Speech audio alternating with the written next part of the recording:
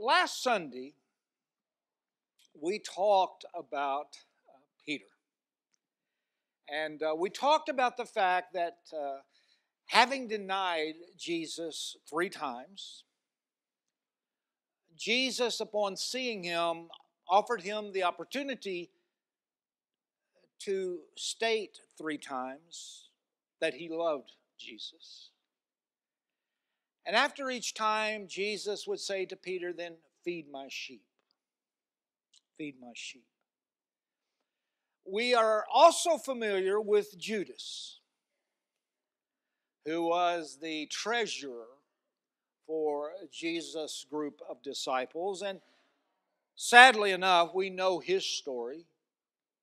He was the one that at some point during Holy Week made a deal with the religious leaders of the day to hand over Jesus in order that he might be crucified. And know that Judas went out and hanged himself after what occurred.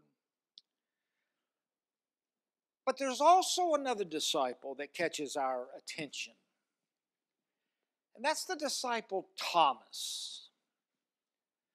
It says most of us grew up learning to refer to him as Doubting Thomas. Because you see, he was the one disciple who stubbornly refused to believe that Jesus was actually resurrected until he saw with his own eyes Christ himself. Silly Thomas. I mean, he could only listen to the others, but no, not Thomas. Thomas says, I really don't care what you all say you saw. I got to see it for myself. I mean, after all, seeing is believing, isn't it?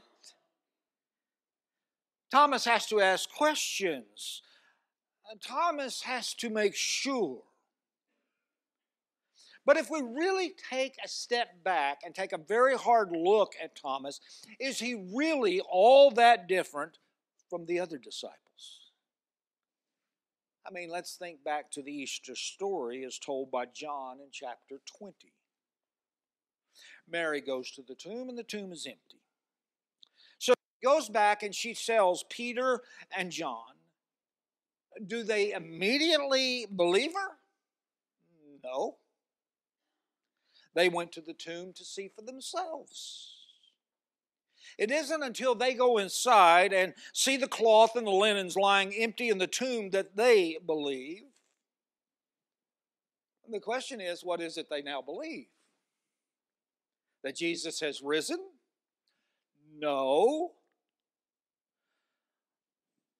We're told in verse 9 of John 20 that they did not understand the scripture that he must rise from the dead. So they return back home knowing only one thing, and that is the tomb's empty. They don't know why it's empty. They just know it's empty. Even Mary, when Jesus appears to her directly, doesn't recognize him at first. And even after she does recognize him, she goes back and tells the disciples, but we're given absolutely no indication that they did anything about it. In fact, in the other Gospels, it tells us that they did not believe what she told them. I like the way Luke 24 puts it, when he says, but they did not believe the because their words seemed to them like nonsense. Just always has caught my attention. And then we get to the passage that we read responsively earlier. And what happens? Well, the disciples are in a locked room, and Jesus comes and he stands among them. Do they immediately cry out in relief? No, not at all.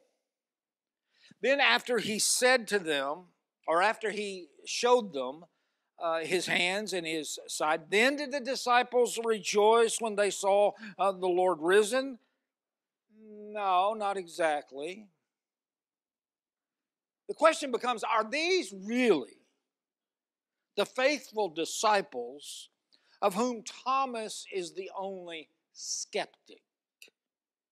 No. Each and every one of the disciples needed proof. All of them see Jesus. All of them hear Jesus. And all of them see the bodily evidence of his resurrection. And here's the thing. It's only after they see the proof that they rejoice. Now, of course, they believe. And they tell Thomas, who still wants proof for himself. I mean, sure, nobody believed Mary Magdalene. I mean, she's only one person, and after all, she's not, quote, a real disciple. But now Thomas has the word of 10 people, all of them who are disciples of Jesus. Why would he still be in doubt? Let's think about that for a few moments. Let's think about Thomas. What else do we know about him? The first question that comes to my mind is, Thomas always been this kind of lackluster disciple? You know, there isn't really much mentioned about him in the Gospels. In fact, aside from his name appearing in the list of disciples, there are only 2 other instances where Thomas is referred to or identified by name. Both of those are in the Gospel of John. One is when Jesus insists on going to Judea after the death of Lazarus. Okay. The disciples know that's not a smart move, because the last time Jesus went to Judea, the Jews tried to stone him. But in this instance, in John chapter 11, Jesus is determined to go. And this time, not Peter, but it's Thomas who speaks up. And he says to those there, well, let us go also, in order that we may die with him. That doesn't exactly sound like the Thomas that we know. In fact, that sounds a little bit more like a Thomas of courage, a Thomas of conviction. Let's go with him. If he's going to die, let's die with him. Thomas appears again in John chapter 14, and this Thomas is the Thomas more like the one that we know. This Thomas is the questioning Thomas. Jesus is again telling the disciples that he's going to prepare a place for them in his Father's house, and that they already know the way. All of them apparently except for Thomas, who says to him, Lord, we have no idea where you're going. And how can we possibly know the way if we don't know where you're going? And Jesus said to him and the disciples, I am the way, the truth, and the life. If you know me, you will know my Father also. And from now on, you do know him and have seen him. You see, Thomas has been told by Jesus himself that by seeing Jesus, he's seen God. So when the disciples tell him 3 days after the crucifixion that they have seen Jesus alive, is it any wonder that he wants to see Jesus for himself? Because he knows what seeing Jesus means. You see, seeing Jesus means he's seeing God. But he doesn't just want to see him. No. He says, I'm not going to believe until I do see him. But here again we see Thomas actually being faithful to Jesus. Because you see, Jesus had told his disciples in Luke 21, beware that you are not led astray. For many will come in my name and say, I am he, and the time is near. Do not go after them. See, Thomas is not going to be led astray. Thomas is going to test that which he sees and that which he hears. Now, maybe you're really sharp this morning and you're beginning to catch on to the idea that I think Thomas has often gotten a bad rap. Okay? In other words, he gets the short end of the stick in most Christian traditions. And the reason I say that is because I can identify with Thomas. I've never been one in favor of blind faith. I tend to be one who asks questions. In short, I tend to be a doubter. But here's the thing. The older I've become and the more I've learned by study and experience, the more I've come to revise my opinion of Thomas. In fact, there are three things I want to point out about this old familiar story of doubting Thomas.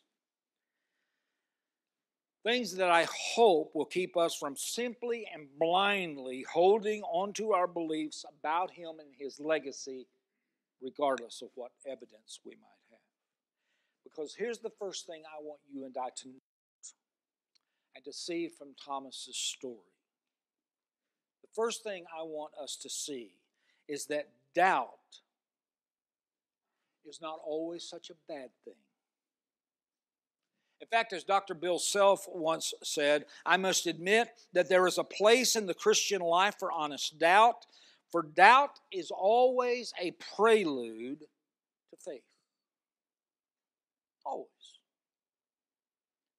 And if you go back and you simply review the lives of the great prophets and saints from Jeremiah to Mother Teresa, you'll find plenty of evidence of doubt. In fact, for the heroes of our faith, it's not uncommon at all. It's there. And even the greatest and most faithful of lives. In fact, I've reached the point where I've actually begun to wonder, maybe you can't really possess the fullness of a great and vigorous faith until through doubt you've examined it. And through doubt you've struggled with it. And through doubt you've worked for it. I can't help but wonder, does that make a difference? It's been said that from a certain perspective, Jesus himself was a doubter. And you think, whoa, whoa, whoa, whoa. Let me put it this way. At least Jesus knew how to employ doubt creatively for the life of faith. For example, Jesus doubted that anger and violence were ways that we should resolve differences. He doubted that. And so what did he say? Forgive one another. Jesus doubted that long prayers and rigid dietary laws and cleanliness codes of the religious tradition, he doubted that those things were really essential to faith. And so what did he do? He talked about practicing an open, simple, trusting faith. Jesus doubted that Samaritans were worth less than others. And so what did he do? Well, he tells the parable about the Good Samaritan and the neglectful priest who simply walked by him in his time of need. The biblical story of Thomas is found only in the Gospel of John. And by the time the writer of John's Gospel records this story, it's around 70 years after Jesus' death, a time when Jewish and Gentile Christians were beginning to experience tremendous persecution from the Romans. Probably goes without saying that those Christians were frequently doubting the wisdom of having adopted this particular faith. Because as their life experience was telling them, the risks were many. And it may very well have been that many of them were being tempted to go into hiding for their own self-protection. Now, with that backdrop, we might be able to see why the author of John's Gospel would have felt it particularly meaningful to tell the story of the very first group of Jesus' followers, who, after the crucifixion, were also doubtful about their futures.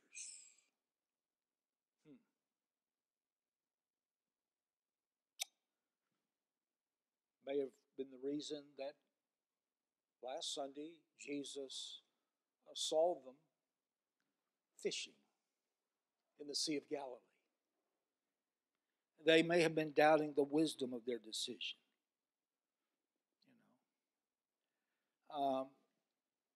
They were doubtful about their futures. They too may very well have been tempted to go into hiding.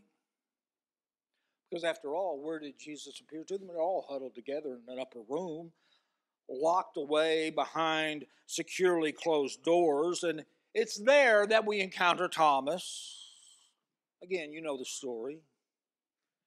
Apparently, Thomas had chosen to venture out from this locked room. And he happened to miss Jesus' appearance to the disciples. And when he returned to the room, he refused to believe what they had to say and their assertions that Jesus had risen from the dead, that he'd even been there. The question might be asked, why is he doubtful? Well, Thomas is doubtful, simply saying that he's not going to believe until he can see and touch for himself the risen Christ. Or in other words, Thomas wants proof in the form of empirical verification. You ask, well, what's wrong with that? We live in a scientific age. Do we not? I mean, wouldn't you want proof? In the 21st century, we've been taught to verify things through sensory experience. We've been taught to verify things through empirical experience and evidence. You see, Thomas, I believe, actually stands as a pivotal figure in the Christian story. Precisely because while all the disciples before him did get to see and touch and hear Jesus directly, the millions of us who came after Thomas are never given that opportunity. So you see a new phase. You see a new stage of church life and faith begins with the very story of Thomas. In other words, Thomas stands at a transition point. I've always been fascinated by Jesus' appearance to Thomas.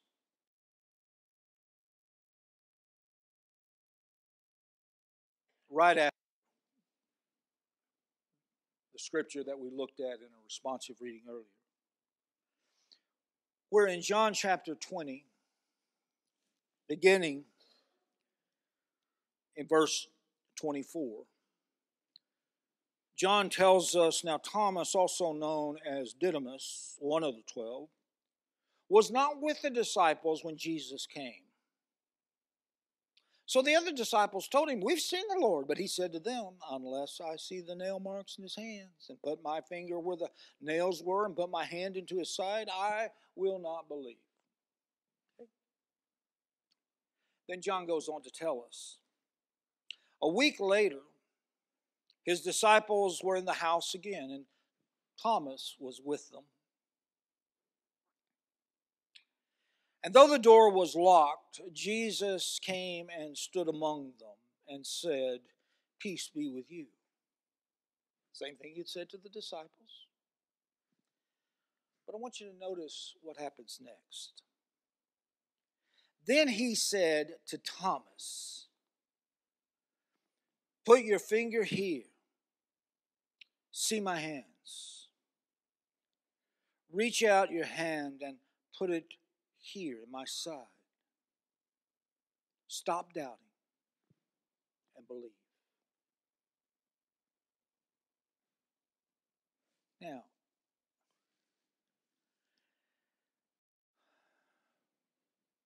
did you notice Jesus' response to Thomas for proof?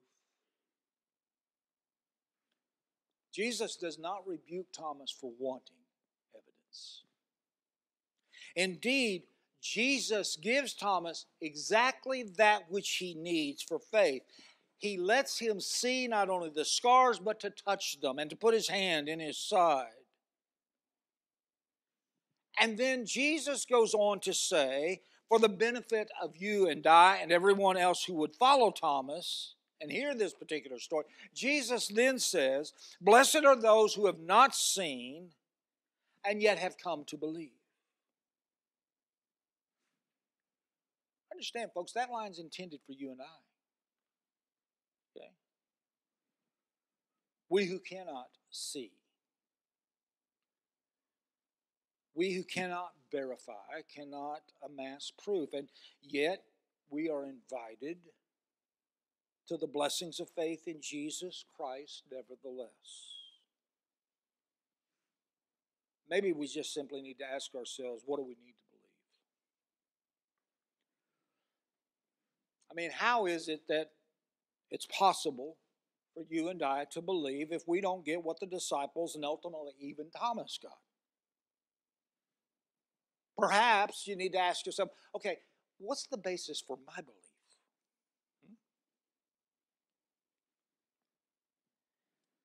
I mean, how can you believe when maybe like Thomas, you've already been disappointed or disillusioned, and the last thing you want to do is foolishly believe in another impossibility? Is belief in something you cannot fully verify, is that what you're believing in? Or is it just wishful thinking?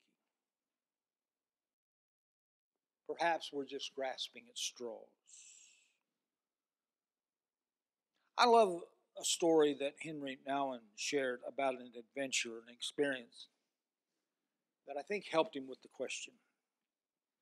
You see, he was a fan of the Flying Rodleys, who were German trapeze artists. And Nouwen, a Catholic priest, says that he greatly admired their talents and the acrobats that they were, and they befriended him. In fact, they even let him practice with them on the trapeze. Nouwen recalls that he once asked the leader of the troop about flying through the air. And the leader of the troop said to Nouwen, as a flyer, I must have complete trust in my catcher. Okay? The public might think that I am the great star of the trapeze, but the real star is Joe, who is my catcher. Because he has to be there for me with split-second precision and grab me out of the air. I have simply to stretch out my arms and hands and wait for him to catch me. The worst thing a flyer can do is to try to catch the catcher. A flyer must fly and a catcher must catch. And the flyer must trust with outstretched arms that the catcher will be there for him. End quote. Let me ask you, don't we live our lives a lot like a flyer on the trapeze? You know, we're spinning, we're swirling through life, unable to see where we're headed. We can't see or touch or the existence of a catcher who's not going to allow us to fall. But nevertheless, we have to learn how to reach out our hands and believe that we are going to be safely caught and we are going to be safely held. Jesus said, blessed are those who come to believe and cannot see. Because sometimes reaching out in faith without the ability to see and trust is really the only option that's open to us. Which leads me to the third point that I want to make. The third point I would make is it's imperative that you and I, with our doubts, stay near to those that we have that are friends in the faith. You see, Thomas had lost his trust. He couldn't reach out in faithful confidence to anyone who was around him. He had lost his trust. However, if you'll notice, Thomas missed seeing Jesus in the first place because he had left the room where all the disciples gathered. In other words, he had left the others. But he was granted all he needed for belief when he came back and stood among his fellow disciples.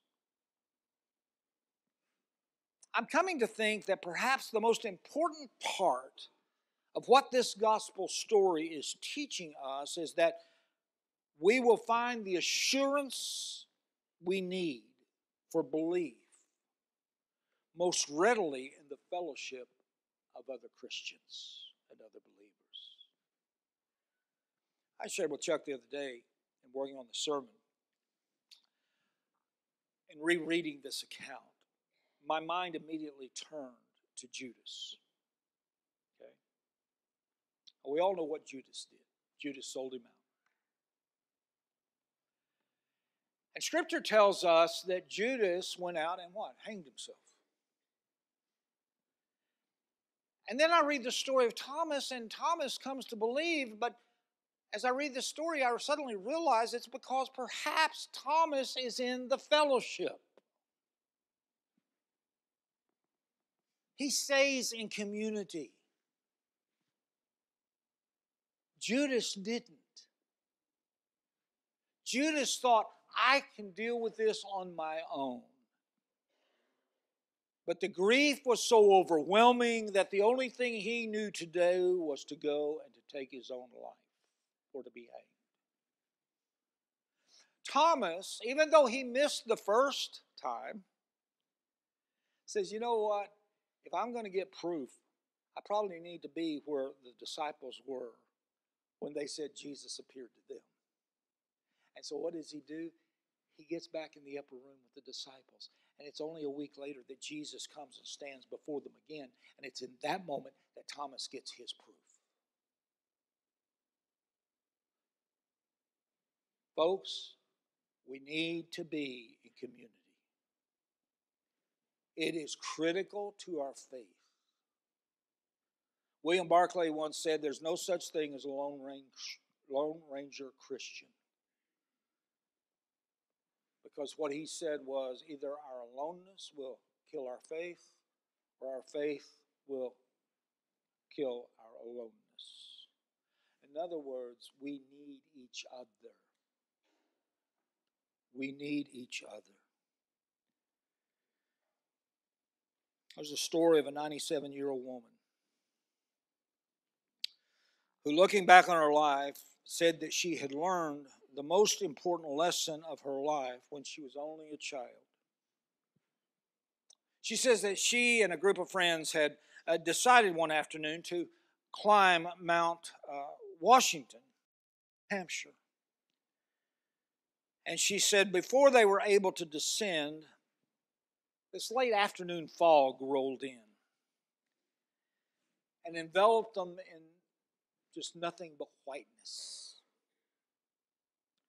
She said, we could not see the way ahead, and so the group kind of made an agreement. They agreed that they would move down the mountain very, very slowly, inch by inch. And they also agreed that they would all hold hands and that they would not, under any circumstance, let go of each other.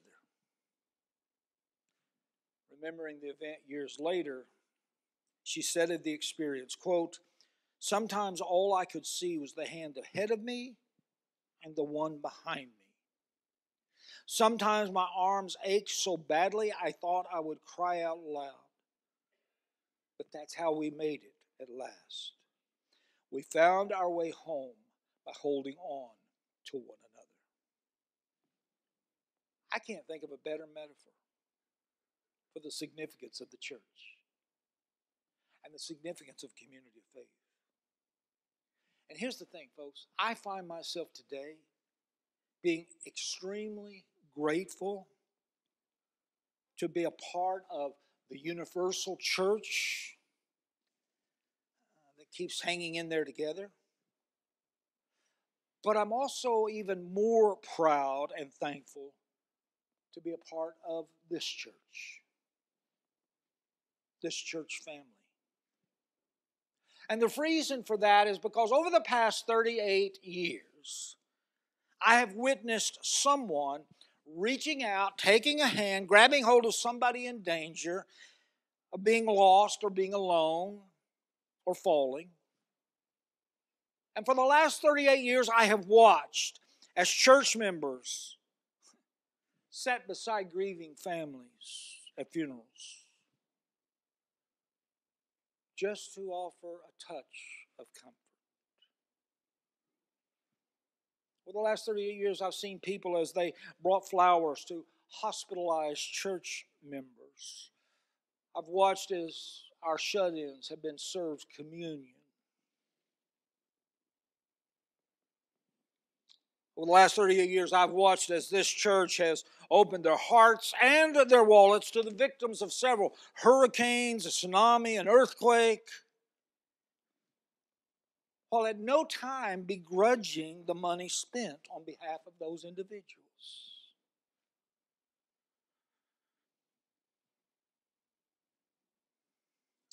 And I've watched the diligence of Christ's followers in staying close to one another for the good in 1,000 other ways across the years, trusting that their effort,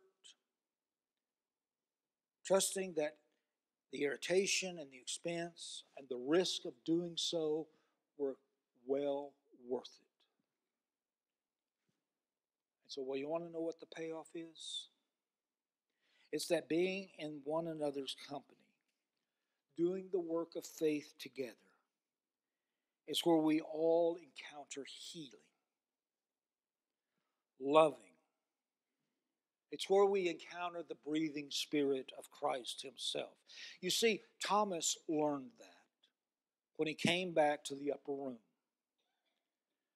and encountered the risen Christ with the others. So I really don't think Thomas needs to be ridiculed. I think he was a proof seeker.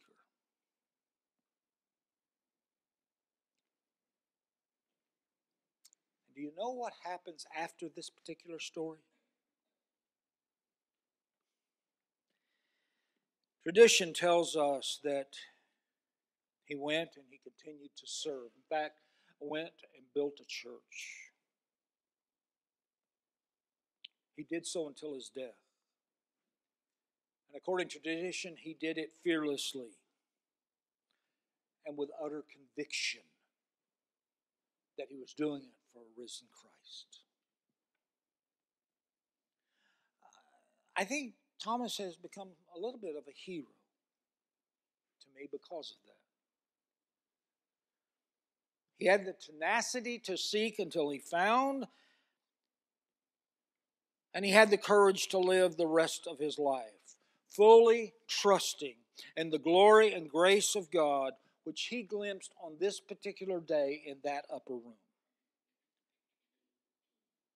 The challenge for you and I is to do just that. The thing I think we have to remember here is that Thomas didn't just believe what he saw. Thomas also believed what he did not see. I mean, think about it. Thomas had seen somebody come back from the dead already. Okay? He was there when Jesus raised Lazarus. I mean, in other words, what Thomas understood is that being alive after being dead doesn't necessarily equate being God. The key for Thomas is that he knows what the implications are of what he had seen. He now believes that Jesus is not only alive, but what? That Jesus is also God. The other disciples, if you go back and you read the text that we have talked about today, the other disciples, upon seeing Jesus, rejoiced at seeing him alive. But I want you to take note of the fact that Thomas is the only one of the disciples who, upon seeing Jesus, proclaims, "My Lord and my God." Thomas is both the one who sees and believes that Jesus is risen. He's also the one who has not seen, but is willing to believe beyond seeing that Jesus Christ is Lord. John concludes our passage by saying Jesus did many other signs in the presence of his disciples, which are not written in this book. But these are written so that you may come to believe that Jesus is the Messiah, the Son of God, and that through believing you may have life in his name. Clearly, John knows that, like Thomas, we're going to need evidence for our faith. And John does his best to provide it. And maybe it's time for you and I to let Thomas be our guide. To not be afraid to ask questions or seek evidence. I tell people all the time, if you've got questions, ask God. He can handle it. Okay? He can handle it. God can stand up to your questions. But also don't be afraid to even ask. And don't be afraid to accept the amazing reality that is the resurrection.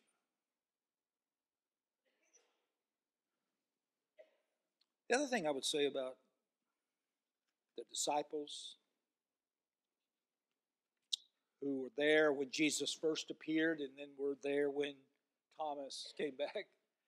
The other thing I would say about those disciples is, folks, we need to be willing to welcome those who are not here or not there back into the fellowship. It would have been very easy for the other 10 remaining disciples to have said, Thomas, you had your shot, but you weren't here. Fresh out of luck. But they didn't. They allowed him back into a locked room. Okay? William Willimon tells of once visiting a man with only a couple of days left to live. And in the hospital, he asked the man whether he was fearful. And much to Willimon's surprise, the man said, "Fear? No, I'm not fearful because my faith is in Jesus Christ."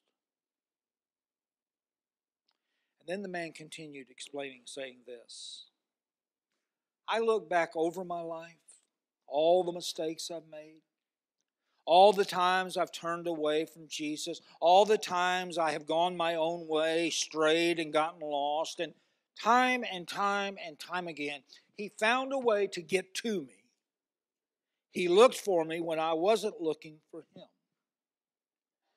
I don't think he will do something like that. I do not think he will allow my dying to defeat his love for me." End quote. The question this morning for you and for me is this. What could get in the way of God's love for us?